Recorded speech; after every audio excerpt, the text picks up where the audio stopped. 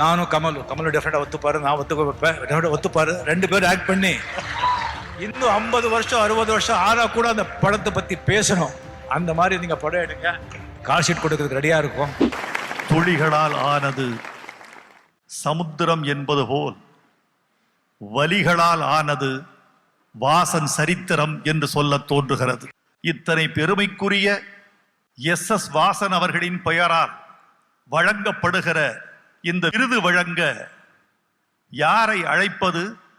41 ஆண்டுகளாக தனது தங்க நாற்காலியில் அமர்ந்திருக்கும் சிங்க மகன் சூப்பர் ஸ்டார் ரஜினிகாந்த் அவர்களை அன்போடு மேடைக்கு அழைக்கிறேன்.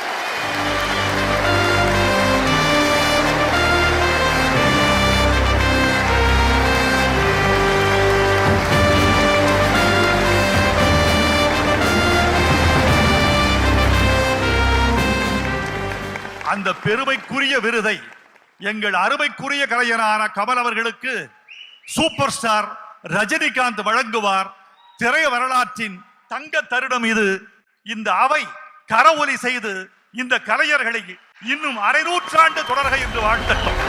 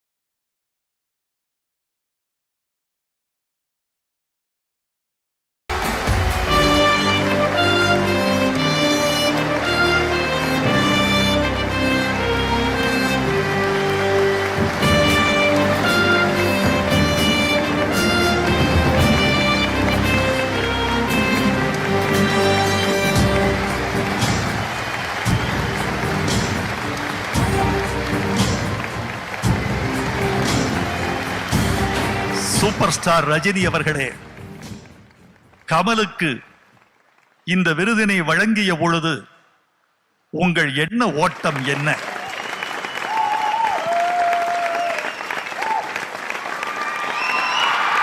எல்லாருக்கும் என்னுடைய வணக்கம்.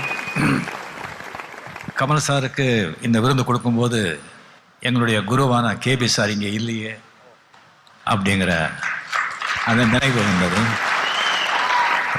2வது,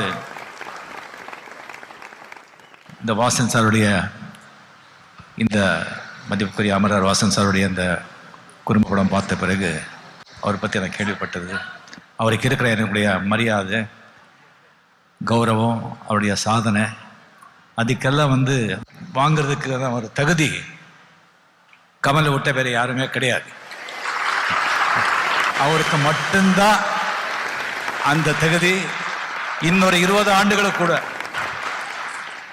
உலக நாயகன் கமல் அவர்களே, சூப்பர் ஸ்டார் ரஜினிகாந்த் உங்களுக்கு எஸ் வாசன் விருதினை வழங்கிய பொழுது உங்கள் உள்ளம் என்ன சொல்லியது? சொல்வது அறியாது திகைத்தது.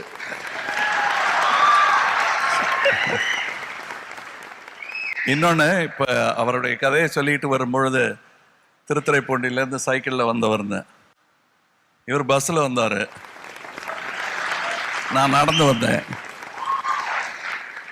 ஆக அவர்கிட்ட யாரும் இப்படி சொல்லியிருந்தாங்கன்னா ஒரு 40 வருஷம் முன்னாடி இந்த மாதிரி ஒரு மேடல் நின்று ஒரு ஜோசியர் சொல்லியிருந்தா கூட நம்பியிருக்க மாட்டார். நானும் நம்பியிருக்க மாட்டேன். இதுக்கெல்லாம் காரணம் ஐயா பாலச்சந்தர் அவர்கள் தான். எனக்கு கிடைத்த குருமார்கள், அவருக்கு கிடைத்த குருமார்கள். அது எந்த துறையில் இருந்தாலும் சரி, ஆன்மீகமா இருந்தாலும் மன்னிச்சிடலாம். இப்படி ஒரு ஆளை உருவாக்க முடியும்னா ஆன்மீகத்தை ஏத்துக்கிறேன் நான்.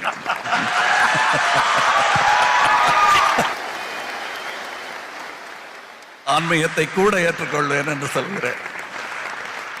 அதாவது தன்னை உருவாக்கி கொண்ட பிறகு அவர் ஆன்மீகத்துக்கு போனவர் என்று நான் நம்புகிறேன். இல்ல என்ன போல. அதாவது அவர் என்ன ஆக போறான்னு அவருக்கு தெரியாது. நாங்களா ஏதோ எங்களுக்கு கிடைச்ச சின்ன ஒளிகளை வச்சு செதுக்கி கொண்ட கல் ஆயுதங்கள் தான் எங்களுக்கு, கற்கால மனிதர்கள் மாதிரி தான் எங்களுக்கு பயமா இருந்துச்சு. நான் நடனமணி ஆவதா நாவிதன் ஆகாதா என்பது முடிவு செய்து கொள்ளாத நேரம். அப்பெல்லாம் நாங்கள் அண்ணாந்து பார்ப்பதற்கு நம்பிக்கை நட்சத்திரமாக இருந்தவர்கள் வாசனையா போன்றவர்கள் தான். இவங்கெல்லாம் செஞ்சிருக்காங்களே, நம்மளால முடியுமோ அப்படிங்கிற ஒரு நம்பிக்கை. இருண்ட நேரங்களில் அந்த ட்வைலைட் ஜோன் என்று சொல்வார்களே, அந்த மாதிரி நேரங்களில் எல்லாம் இவர்கள் தான் எங்களுக்கு ஔடதமாக திகழ்ந்தார்கள். பாலச்சந்தர்கள் வாயிலாக நான் கேட்டறிந்த வாசன் சாரும், எனக்கு நண்பர்களாக கிடைக்க பெற்ற திரு அன்னி சேது அவர்கள், அவர் பாலன் சாரை பத்தி சொல்லி, பாலன் சார் வாசன் சார் அவர்களை பற்றி சொல்வதையெல்லாம் கேட்டு கேட்டு கேட்டு ரசித்தவன். உண்மையை சொல்ல வேண்டும் என்றால், நான் வாசன் சார் அவர்களை நேரில் சந்தித்ததே கிடையாது. ஆனால் அவர் அவ்வளவு பெரிய ஹீரோவாக எனக்கு மாறுவார் என்று எனக்கு தெரியாது. அவருடன் ஆன தொடர்பு என்னை அறியாமல் ஏற்பட்டு கொண்டே இருந்தது.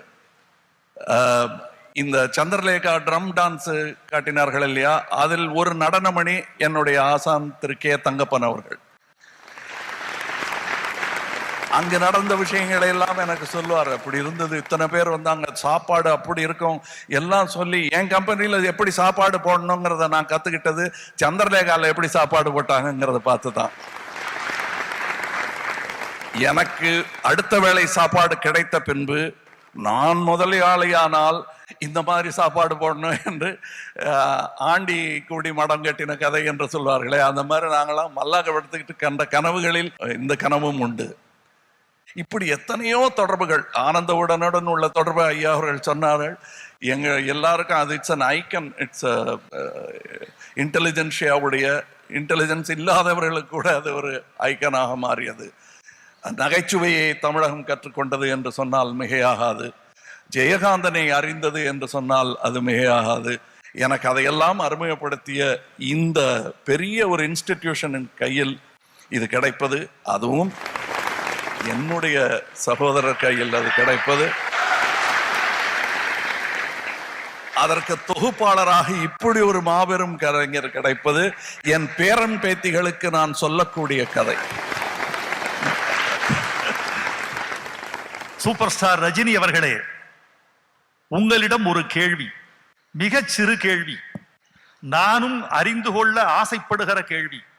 நீங்கள் பார்க்காத புகழ் இல்லை, சேர்க்காத பொருள் இல்லை, சந்திக்காத மனிதர் இல்லை, சிந்திக்காத சிந்தனை இல்லை, நீங்கள் அடையாத சிகரம் இல்லை, பாராத பள்ளத்தாக்கு இல்லை.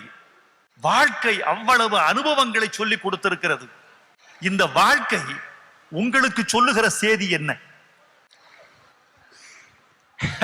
மிகப்பெரிய கேள்வி, கேட்கல. மிகப்பெரிய கேள்வி, வெயிட்டான கேள்வி. எனக்கு சொல்லிக் கொடுத்தது வாழ்க்கைங்கிறது ஒரு பகல் கனவு. பகல் கனவு. வாழ்க்கையில எத்தனையோ படிகள் இருக்கு. மரணம் எந்த படியில வரும்னு சொல்லி தெரியாது. அடுத்த படியிலேயே எங்களுடைய மரணம் அப்படியே நடிச்சு போயிட்டே இருக்கணும். நன்றி.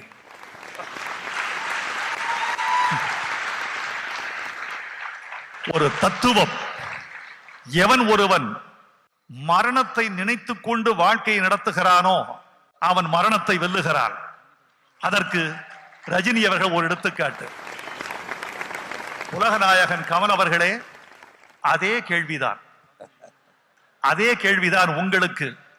நண்பர் ரஜினி அவர்கள் மரணத்தை பற்றி சொன்னதனால் அதை தொடர நானும் ஆசைப்படுகிறேன். நான் எப்படி அதை பார்க்கிறேன் என்பதை இங்கே சொல்ல கடமைப்பட்டிருக்கிறேன்.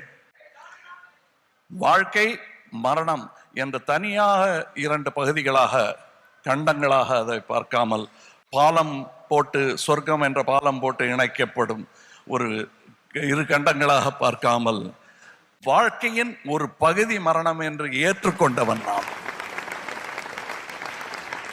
அழகான முற்றுப்புள்ளி போல பெரும் கவிஞர்கள் எழுதிய கவிதைக்கு கூட சரியான இடத்தில் முற்றுப்புள்ளி வைக்கவில்லை என்றால் கவிதை முழுமை பெறாது. அப்படிப்பட்ட ஒரு அற்புத புள்ளி இந்த மரணம். அதை இப்பொழுது ஏற்றுக்கொள்ளவில்லை திரு ரஜினி அவர்களோ நானோ. 24 வயதில் ஏற்றுக்கொண்டவர்கள். அதனால் தான் துணிந்து சிலவற்றை நம்பி செய்தோம். எங்கள் நம்பிக்கையை நோக்கி நடந்தோம். அதுதான் நான் மரணத்தை பற்றிய கணிப்பு. என்றும் வரலாம். ஆனால் அது வரும்பொழுது வாழ்ந்த வாழ்க்கை அந்த முற்றுப்புள்ளிக்கு தகுதியுடையதாக இருக்க வேண்டும். அவ்வளவுதான். வாழ்த்துக்கள். அற்புதம், அற்புதம். ரஜினி அவர்களே, இந்த சபைக்கும் சமூகத்துக்கும் உங்கள் வாழ்த்து செய்தி வேண்டும். முதலில் 90வது ஆண்டு விழா ஆனந்த விகடன் அதுக்கு வருகை தந்திருக்கும் அனைவருக்கும் மறுபடியும் என்னுடைய அன்பார்ந்த வணக்கத்தை தெரிவித்துக் கொண்டு, ஆனந்த விகடன் பற்றி சில வார்த்தைகள் நான் சொல்லணும்னா, நான் சின்ன வயசுல இருக்கும்போது அம்புலி மாமா மாதத்துக்கு ஒரு தடவை வரும், கன்னடத்தில் வரும், சந்த மாமா அப்படின்னு சொல்லிட்டு. அது எப்படா வரப்போகுதுன்னு சொல்லி அவ்வளோ ஆவல்ல அவ்வளோ காத்துட்டு இருப்பேன் நான். அதே மாதிரி வாரம் வந்து நான் ஆனந்த விகடன் வந்துடுச்சா அப்படின்னு சொல்லி அதே ஒரு ஆர்வத்தோட காத்துட்டு இருந்த ஒரு வார இதழ் தான் அது ஆனந்த விகடன். 90 ஆண்டுகளா அது வந்து நம்பர் 1 பத்திரிகையா வந்து அது இருக்குன்னு சொன்ன காரணம் சொன்னா, அது ஜஸ்ட் ஒரு பொழுதுபோக்கு பத்திரிகை இல்லை. அதுல வந்து அதுல இருந்து ஒரு அர்த்தமுள்ள ஒரு கருத்துக்கள், விஷயமுள்ள கதைகள், நல்ல தத்துவங்கள் அதெல்லாம் அடங்கி இருக்கிறதுனால தான் இத்தனை வருஷம் வந்து அது வாழ்ந்திருக்கு. நம்ம படங்களை வந்து ஒரு என்டர்டைன்மெண்ட் பிக்சர் எடுக்கிறோம், அது மைண்ட்ல நிற்காது. இங்க இல்லை, இங்க தொடணும். அது ஆனந்த விகடன் நீங்க படிச்சீங்கன்னா அட்லீஸ்ட் ஒரு 5-6 விஷயங்க இங்க தொடும். அது வந்து வாசனர் போட்ட விதை. அந்த ஆனந்த விகடன்ங்கிற பூமியில வந்து ஒரு நல்ல தத்துவங்கள், நல்ல விஷயங்கள், நல்ல அறிவுகள், சயின்ஸ், பிசிக்ஸ், கெமிஸ்ட்ரி, மெடிக்கல், புராணம், பிலாசபி, வாட் நாட், அது எடுத்த எல்லாமே இருக்கும் அதுல. அந்த மாதிரி வந்து ஒரு இதழ வந்து நான் பார்த்ததே கிடையாது. ஈவன் சினிமா, அந்த சினிமாவில் வந்துட்டு சினிமா விமர்சனம் பண்ணுவாங்க. ஆனந்த விகடன் விமர்சனம் எப்படி வருது, எப்போ வரப்போகுதுன்னு சொல்லி சினிமா இண்டஸ்ட்ரி நம்ம எல்லாம் வெயிட் பண்ணுவோம். எந்த அளவுக்கு நம்பிக்கை வச்சிருந்தா, எந்த அளவுக்கு வந்துட்டு அதுக்கு வந்து ஒரு மரியாதை ஒரு இது இருக்கு பாருங்க. அது வாசனோட கஷ்டப்பட்டு ஆரம்பிச்சார். அந்த லெகசியை கொண்டு போறதுக்கு வந்து ரொம்ப கஷ்டம். Hats off to mister Srinivasan. அந்த ஆசிரியர் வந்து அவரோட தாத்தா வந்து சம்பாதிச்சு வச்ச அந்த பேரும் புகழை வந்து அவங்க வந்து ஒரு தெய்வ பிறவிகள். அவங்க வந்து அது ஏதோ டக்கான்னு ஏதோ பண்ணிட்டு போயிடுவாங்க. அது வர்ற வந்து அந்த ஜெனரேஷனை வந்து கட்டு காப்பாற்றுறதுங்கிறது சாதாரண விஷயம் இல்லை. அது இந்த ஸ்ரீனிவாசன் எப்படி உழைக்கிறாங்கன்னு சொன்னா, அவங்க ஸ்டாஃப்ல அவரே ஒரு ஸ்டாஃபா வந்து வாழ்றார். Hats off mister Srinivasan. இந்த பணி அப்படியே நீங்க தொடரணும். அட் த சேம் டைம் எனக்கு வந்து இது ஒரு வேண்டுகோள். வாசனோட ஆரம்பிச்சா அந்த பத்திரிகை அந்த அளவுக்கு இன்னும் நல்ல மேலே கொண்டு போயிட்டீங்க. சந்திரலேகா, ஔவையார், அந்த மாதிரி படங்கள் எடுத்த நிறுவனம் வாசனவர்கள், நீங்க சினிமா இண்டஸ்ட்ரிக்கும் வந்து அந்த மாதிரி படங்கள் எடுக்கணும். நானும் கமலும் அதை ஆக்ட் பண்ணணும். இப்போ கூட சந்திரலேகா, ஔவையார் 48ல வந்ததுன்னு நினைக்கிறேன். இப்போ கூட பேசுறோம். இப்போ நீங்க வந்து நானும் கமலும் டெஃபினட்டா ஒத்துப்பாரு, நான் ஒத்துக்க வைப்பேன், ஒத்துப்பாரு, 2 பேரும் ஆக்ட் பண்ணி இன்னும் 50 வருஷம் 60 வருஷம் ஆனா கூட அந்த படத்தை பத்தி பேசணும். அந்த மாதிரி நீங்க படம் எடுங்க. கால் ஷீட் கொடுக்கறதுக்கு ரெடியா இருக்கும். அண்ட் இன்னொன்று வாசனர்கள் இன்னொன்று நான் கேள்விப்பட்டேன், அது இங்கே சொல்லிதான் ஆகணும். இப்போ சொன்னாங்க 43 lakhsல வந்துட்டு அந்த காலத்தில் சந்திரலேகா படம் எடுத்தாங்க. ஒரு லாங்குவேஜ் தான் எடுத்தது. அது வந்து ஒவ்வொரு ரிலீஸ் பண்ண ஒவ்வொரு தியேட்டர்லையும் ஹவுஸ்ஃபுல்லாக 25 வீக்ஸ் போனால் கூட படம் வந்து போட்ட படம் வராது. அது என்ன செய்யணும்னு சொல்லி வரும்போது தான் ஹிந்தியில் வந்து டப் பண்ணி அதை கம்ப்ளீட்டாக இந்தியா பூரா வந்து ரிலீஸ் பண்ணாதான் அந்த படம் வந்து வரும் உங்களுக்கு. அது இந்தியாவில் வந்து டப் பண்ணணும்னு சொல்லி முடிவு பண்ணிட்டாங்க, வேறு வழி கிடையாது. அது வந்து இப்போ நம்ம வந்து ப்ரமோஷன் சொல்கிறோம் இல்லையா, அந்த காலத்திலேயே 26 lakhs படத்துடைய பட்ஜெட் வந்து 43, 26 lakhs வந்து பப்ளிசிட்டி பண்ணியிருக்காங்க. நாட்டில் வந்து பார்க்குற இடத்துல எல்லாம் சென்னையிலக்கா பேனர். 26 lakhs அப்படின்னு சொன்னா படத்தோட வந்து ஈவன் 60% ப்ரொமோஷன் பண்ணி வந்து ஹிஸ்டரியை உண்டாக்கியவர். அவரை பற்றி எவ்வளோ வேணும் பேசலாம். அந்த ஒரு மறுபடியும் சொல்ற அந்த விருது கமல் கிடைச்சது ரொம்ப ரொம்ப சந்தோஷம் அப்படின்னு சொல்லி இந்த நல்ல ஒரு வாய்ப்பு கொடுத்ததுக்கு நான் வைரமுத்து அவர்களுக்கு நன்றி சொல்றேன். தேங்க்யூ. வாழ்க்கையில் வெற்றி பெற்றவர்கள் சமூகத்தை வாழ்த்த பிறந்தவர்கள். கமல் அவர்களே, நீங்கள் வாழ்க்கையில் வெற்றி பெற்றவர்கள், கலையில் வெற்றி பெற்றவர்கள். இந்த சமூகத்துக்கு உங்கள் வாழ்த்துக்களை சொல்லுங்கள். என் வாழ்வில் நான் மகிழ்ச்சியாக இருந்த தருணங்களில் இந்த மேடையும் ஒன்று. உச்ச நட்சத்திரம் நம்முடைய சூப்பர் ஸ்டார் அவர்களும் உலகநாயகன் கமல் அவர்களும் என்னோடு இருந்தார்கள் என்று நான் பெருமை கொள்வதை விட அவர்களோடு நான் இருந்தேன் என்று பெருமைப்படுகிறேன். ஆனந்த விகடனுக்கு என் நன்றியை தெரிவித்துக் கொள்கிறேன். நாங்க உங்களோட இருக்கிறது மிக பெரும் ஒரு விஷயம். 2 வருஷம் முன்னாடி ஆஸ்கர்ல ஒரு செல்ஃபி எடுத்து இதான் வேர்ல்ட்ஸ் கிரேட்டஸ்ட் நாங்க. இப்போ நாங்க எடுக்க போற போட்டோ தான் எனக்கும் மதனுக்கும் கிரேட்டஸ்ட் செல்ஃபி. உங்க கூட ஒரு போட்டோஸ். ஒரு வாட்டி நீங்க கையெல்லாம் தட்ட வேணாம், இது அல்பத்தனம் தான்.